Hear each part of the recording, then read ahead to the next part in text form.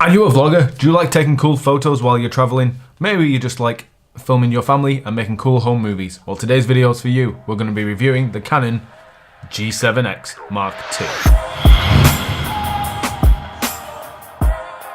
Usually on my YouTube videos I use this camera, which is the Sony a6300. Don't get me wrong, it's an amazing camera, the footage is great from it, however, it does have some slight issues with it. One being it doesn't have a flip screen, so I can't see what I'm doing. Two, the battery life isn't exactly the best. And three, it can be a little bit too big for certain situations sometimes, hence why I needed something a little bit smaller, and this is why I am doing a review today on the Canon G7x Mkii. Honestly, when it comes to vlogging and making videos on YouTube, the G7x Mkii is one of the best ones out there, basically. Well, apparently so. I did some research and that's basically what a lot of the big vloggers start off with, like Logan Paul uses it, and then Roman Atwood, and then there's, oh my god, Casey Neistat used it for a while as well, which is obviously a big vlogger. I was intrigued in it though because, well, as I said earlier on, the size is actually quite small, the battery life's supposed to be pretty good, and honestly, it has a flip screen which is going to be amazing. Apparently, I've never really used one because this camera currently doesn't have one, so I get to test that out today in this review, which I'm very excited about. Anyway, before we get started, let's look what's in the box, let's look at the camera itself and see what accessories and peripherals and stuff you get alongside it. Honestly, in this package there isn't actually that much to unbox really. All we've got is the camera itself, which is tiny, less than my hand size. I've got the charger for the battery, and obviously I've got this battery, which I do have a spare for as well, but I will get more into that later on when I talk about battery life and how the camera performs. The Canon G7x Mkii has a 1-inch 20 megapixel sensor in it, which is actually pretty awesome for a camera this size. It only weighs 300 grams, it comes in this cool matte black. The lens is an 8 to 36mm lens, which a full frame equivalent would be a 24 to 100mm, which is a pretty much standard zoom range you can get from wide to telephoto on that. That's amazing. It shoots pretty good 1080p video as well as shooting JPEGs, and actually for a camera this size also shoots 12-bit raw photos. One of the best things about this camera is its low light capability, especially for its sensor size because it's only got a 1-inch sensor in it, but this is kind of made possible by the lens itself because it has an aperture of 1.8 to 2.8 along the zoom range, which is actually really good, especially for a camera that's this size and doesn't have any interchangeable lenses. Anyway, that pretty much covers the basics of the technical aspects of this camera. If you want a more in-depth review on the technical aspects, you're probably better off going elsewhere because honestly, I don't care too much about that. I just care about how it performs in the real world situations. And to do that, I need to get out of my house and actually test stuff out. So let's go outside. And what better place to come than to Llandudno in Wales. I'm working here for the next few days, so I thought I'd bring my camera along with me, test it out, and hopefully have a good review for you guys if the weather stays nice. If all goes to plan, hopefully I'll get a chance to test out the full video capability of the Canon G7x Mkii. Alongside that, I'll be testing out the time-lapse feature, which is a big thing for me because it's amazing having an inbuilt time-lapse function because I don't have to take thousands of pictures and then put it together in Premiere or Photoshop or whatever later on in editing.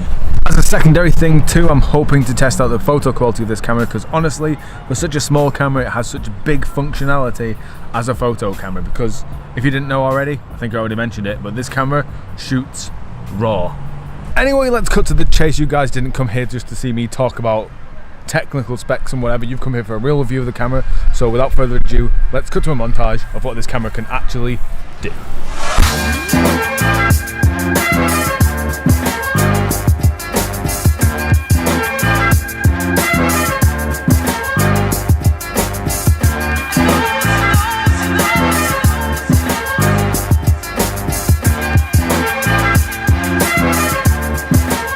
As you can see there, basically this camera actually produces a fairly good image, good enough for YouTube and the internet and whatnot. This is actually a pretty good camera despite its size and even the sensor size, really good. It does have, however, one big negative, and that is basically it doesn't have room for an external mic. So what you're hearing now is the internal microphone, which isn't exactly the best, especially in windy situations such as now, like at the seaside. So don't know how good this sounds, but hopefully it's okay.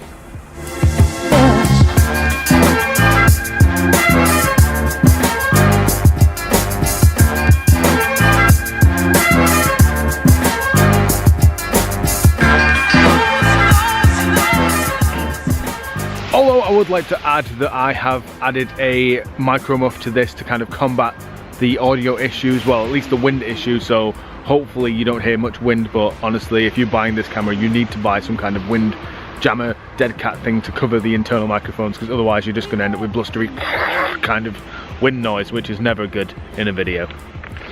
I will say one thing though, this camera's internal microphone actually surprised me a lot. Obviously, having a external microphone for picking up sound is way better. However, it surprised me because for picking up voice and general noise and stuff, it's actually pretty good. As long as you can combat that kind of blustery wind noise by using a wind jammer, you'll actually be pretty happy with the sound that comes from this camera. So the wind's just picked up, so I should head inside. However, I thought this would be a good opportunity to kind of see the effect of a wind muff, micro muff thing on the camera, because this is it with it on the camera and this is it without it on the camera. I'm going to assume that sounds a lot worse, so micro muffs definitely needed. Another thing that's actually pretty amazing about this camera is its inbuilt image stabilization, because as you can see I'm walking now and the image itself is staying pretty steady even though I'm hand holding it, not using any stabilization whatsoever apart from what's built into the camera. So yeah, it's pretty good quality for that, so great for vlogs and talking to the camera, much like I'm doing here. Also for long lens work, if you're using the long zoom range and shooting things that are far away from you.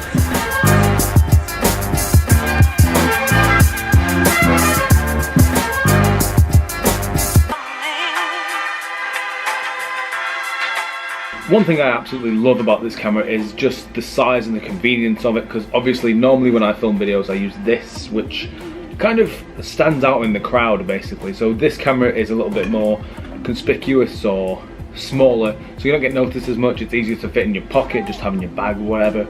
Easy enough to just carry around with you, and the convenience of this camera is amazing. However, it does have some slight downsides, some caveats because of that, and one of them being the battery life on it. The battery life is average at best. You probably get about 30-40 minutes of video record time, which is okay for like vlogging or shooting quick family films and whatever. However, I would advise getting a second battery if you're planning on using it all day or shooting a lot of things all at once. I was just about to test out the low light ability of this, but however, I'm in this room here, which is surrounded by massive windows, so I need to go somewhere else, show you guys how this copes in low light, and then obviously you can make up your mind to see how good it actually is.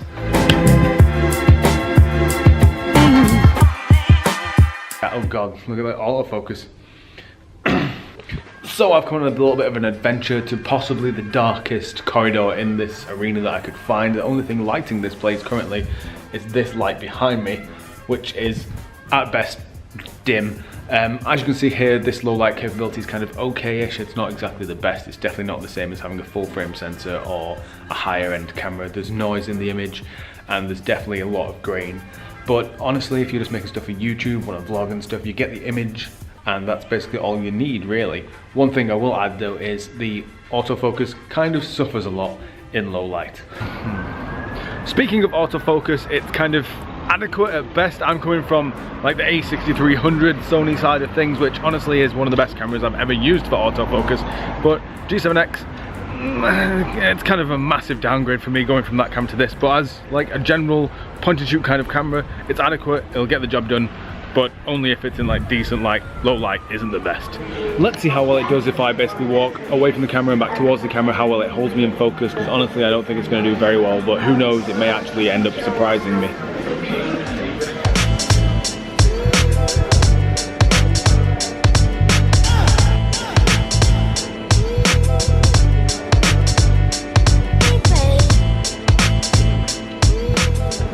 How well did it actually do? Does it manage to keep my whole body in focus, or is it just messed up? I'm not really sure, but I'm gonna check now.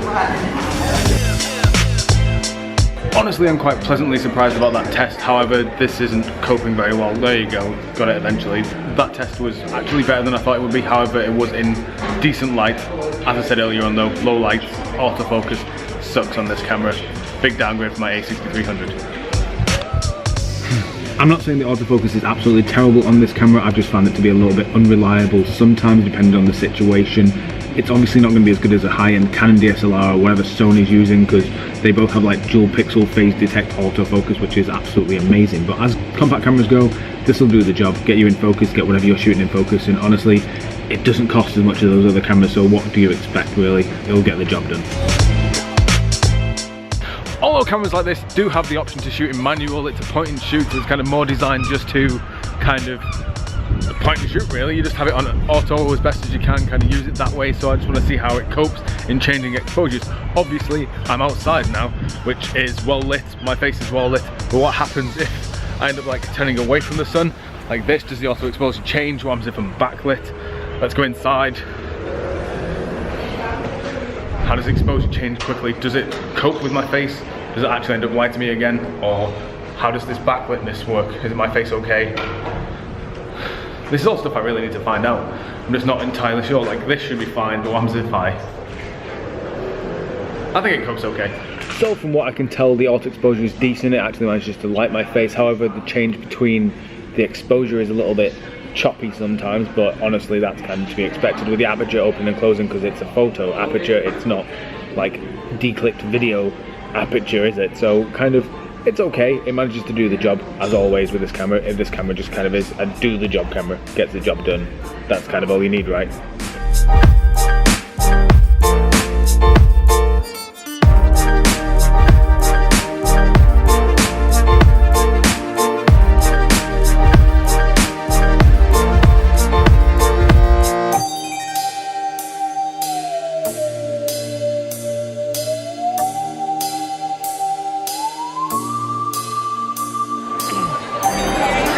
As soon as all my events just finished, I figured it'd be a good time to try and test how the noise is in a loud arena, so here that is.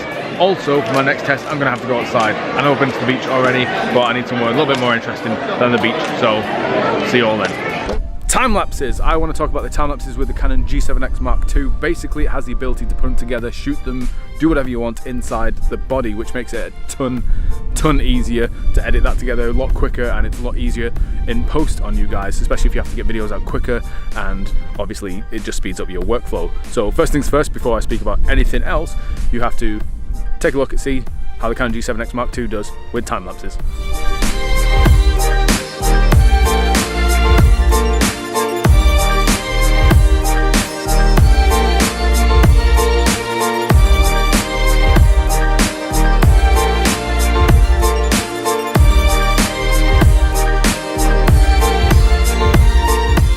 So there you have it. As you can see, the Canon G7x Mkii actually produces some pretty decent time lapses. I'm not too impressed with the dynamic range. It doesn't always work great if you've got like dark shadows and brilliant highlights, if that's the correct phrasing for it. But however, it produces good time lapses, and honestly, it's great because it's inbuilt in camera and works fast and easy.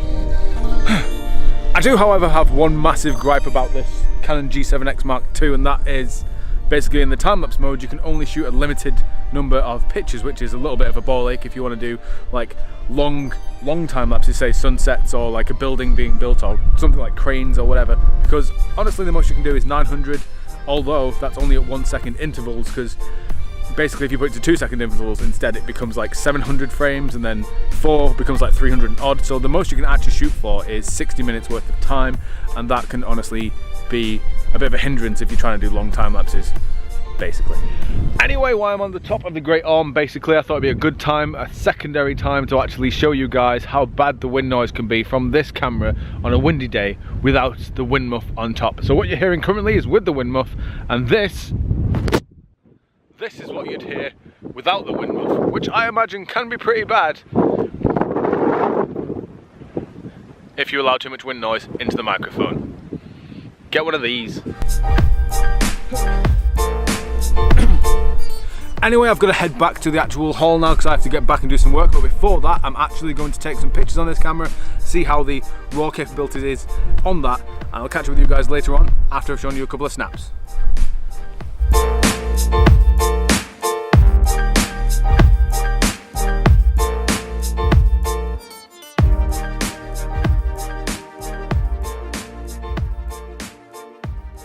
So as you can see there, this little camera produces pretty decent images, although let's be honest, it's definitely not the same quality as something that's like a $2,000 DSLR would produce. However, for a point and shoot, a little compact that's this size with only like a 1-inch sensor, it produces some pretty decent images. It's got enough detail, what you'd want, the megapixels are decent enough, and honestly, I'm more than impressed that it shoots RAW, which is really good for a camera this size. And as you can see here, because of the RAW capability, these images can actually be played around with a lot in post, and honestly you can bring back a fair bit of detail from the shadows and kind of maintain the highlights to some degree. But whatever you're doing with those images, you'll be more than capable of producing good images by the end of it, just because of the RAW capability and also the fact that this camera is actually pretty decent at taking photos despite its size. So, final thoughts on this little guy, the Canon G7x Mark II, and honestly, I have been more than impressed with the image quality coming out of this camera. It has produced great video, great stills, and honestly, for the price point that you pay for this, I couldn't really ask for more. I think I paid around $450 or so for this, which is, in the grand scheme of things, as cameras go, is pretty cheap. And honestly, compared to its competitor, which is the Sony RX100 Mark V, I think, or it might be the Mark IV, its actual competitor, but the Mark V is out now. It's half the price and produces definitely not half the image. The only thing that the Canon camera is worse at really is the fact that it doesn't shoot 4K and it doesn't shoot super slow motion like you can get on the Sony cameras.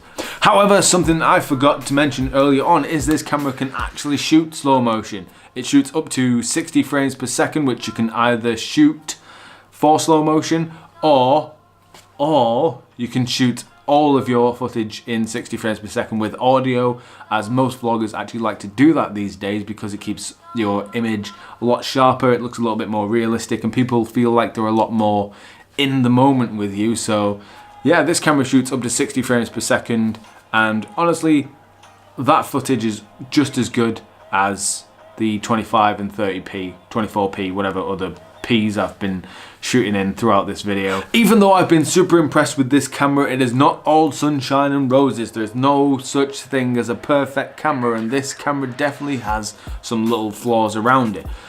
One of the main ones that I found out when I was using it is the time-lapse feature, which I explained earlier on in the video, which basically allows you to shoot time-lapses in camera, which is a great feature. However, I don't like the fact that I can only shoot for 60 minutes, and that really annoys me because I like shooting long sunsets and sunrises and stuff like that, and that means that I end up missing the start or the end of those, and honestly makes for a worse time-lapse. So if Canon can somehow fix the software for that, I would be more than impressed, because honestly you have to pay for the Sony equivalent of it in their cameras, so getting the free software in here is great, but please fix that little issue and I would be more than happy with the time-lapse feature in this camera. Another thing that I would like a little bit different is the zoom range. I'm impressed with the zoom range. It's a four times zoom range, and the image stabilization inside that is amazing too. It goes from 24mm equivalent up to 100mm. Great. However, I would rather have that a little bit wider and less long. I'd like it stepping backwards a little bit. I think that's personal preference for me basically, because I like shooting wide shots, and 24mm, as wide as that is, I would rather have something that's more towards like the 16 or 18mm range, because I don't know why, I think I've just always liked shooting wide shots. And honestly, if you're vlogging a lot, this is just about your face, and I'd rather see more of my background. So if I had a slightly wider lens with a shorter focal distance at the other end, I'd be more than impressed. So if I had like an 18 to 70 or something, that would probably appease my wide angle fetish somewhat. I would complain about the battery life on this camera, which is a bit meh, but honestly, that's the size of the batteries, and they're absolutely tiny to go inside a tiny camera, so you can't really expect it to be like a full day's worth of shooting on one battery. And honestly, you can pick up these, this is an off-brand one, but I have an official one somewhere over there, but these are super cheap. I think I got a spare one for like £15 or so, which honestly is nothing, and if I have 2 of these, I can pretty much shoot for more than I need to anyway, so I can't really complain about the batteries. Last but not least, my final gripe about this camera is this little thing. Not the micro muff, but what's underneath it and the internal microphones, which honestly the microphones themselves has impressed me, but I'm hoping that on the G7x Mark III, I'm hoping that they actually implement or include or do something with it so we can actually have some kind of external microphone, because as nice as it is to keep it this size and stuff, if I'm in like a really windy environment or a noisy environment, I want to actually have some kind of shotgun mic on top of my camera, like a Rode Video Micro or Rode Video Mic Pro or something, because honestly, these microphones pick up sound great, but pick up all the sound great. So basically it picks up my voice, but whatever's behind me and whatever's behind that way, and oh my god, it just no. Obviously this camera doesn't cost the same as like a real cinema camera or a high-end DSLR or whatever, but honestly I would love to have external microphone inputs, because the sound is 50% of a video, and honestly it's probably more than that really, because you can watch something that's bad with good sound, but you can't really watch something that has bad sound with it. So having the option of an external microphone would be amazing and make this pretty much the perfect vlogging camera. Anyway, despite those 3 flaws, and let's be honest, they are only 3 little flaws, minor flaws, because honestly I can kind of get over them. They have a couple of workarounds and I can't really complain too much about some of them. This camera's amazing though, if it's a first camera or you want to kind of up your game from shooting video on your phone or something, it's worth a look at.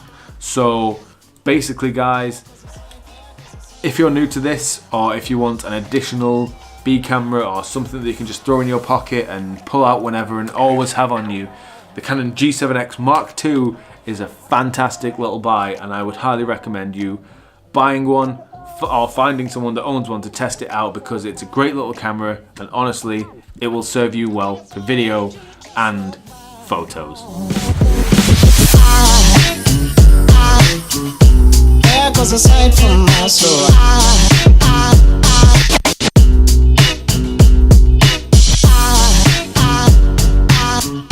There goes a sight.